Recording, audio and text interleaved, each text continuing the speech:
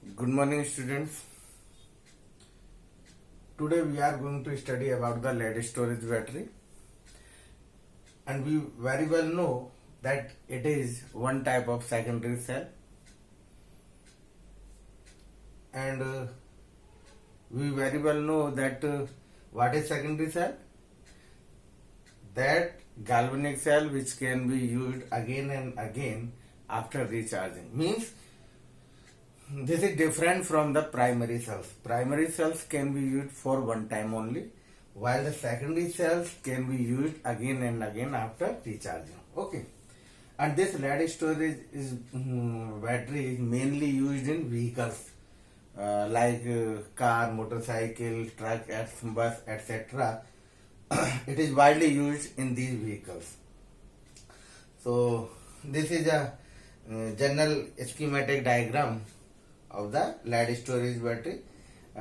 In this battery, there are two types of electrodes. First type of this one, spongy lead. Okay, this is anode,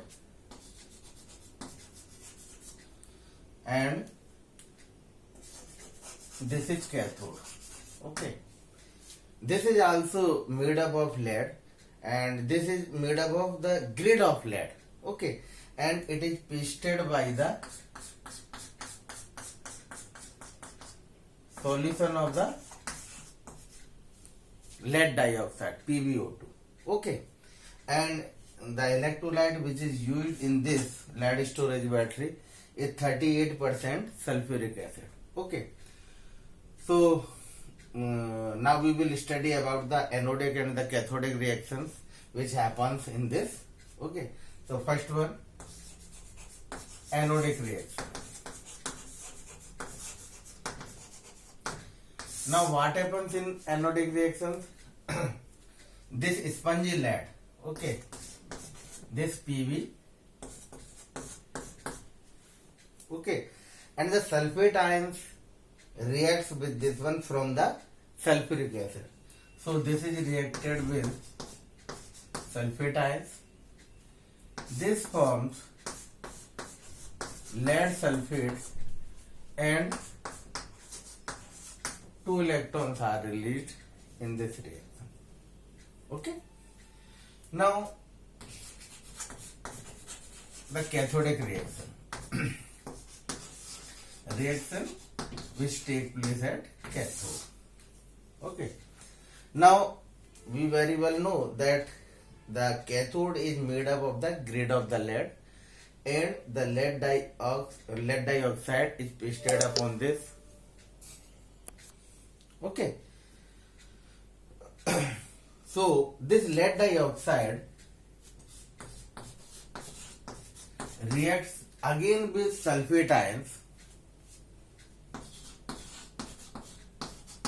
Okay, and now the hydrogen ions, suppose when a sulfuric acid, molecule of sulfuric acid breaks up, so it will give the sulfate ions and the 2 hydrogen ions. Okay, so one sulfate ions is consumed here and one sulfate ions consumed here. So 2 hydrogen ions from this one and 2 hydrogen ions from this one. So total 4 hydrogen ions are used here. Okay, and now again the same compound is formed in this one. The electrons which are released at the anode are used here. Okay, so now I am writing this electron also. So PbO2 plus SO4 2 minus plus 4H plus 2E minus equal to PbSO4, and this 4H plus. Okay, and these 2 molecules, 2 atoms of the oxygen combines with each other and forms 2H2. Okay, now we add these 2 reactions, this one and this one. On addition, these 2 electrons cancel with this one.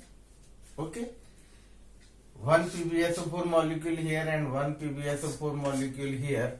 So 2 molecules of the lead sulfate. Okay, and one sulfate ion and 4 hydrogen ions. When all these combined with each other, then this will form the 2 molecules of the sulfuric acid. So the overall reaction will be like this: Pb plus PbO2 plus 2H2SO4, SO4 2 minus, SO4 2 minus plus 4H plus.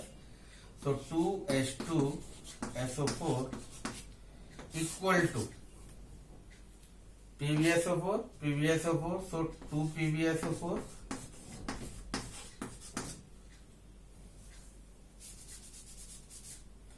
plus 2H2O. Okay, so this is the overall reaction when the lead storage battery is in use. Okay, all lead is converting into lead sulfate, and the sulfuric acid becomes dilute. Okay, now when the total battery is discharged, at that time we can recharge it again, and there is no more difference in between the recharging reactions. In recharging reactions, they are just opposite to each other. Okay, means just by reverting these reactions, they will be the reactions during the recharging of this lead storage battery. Okay, thank you.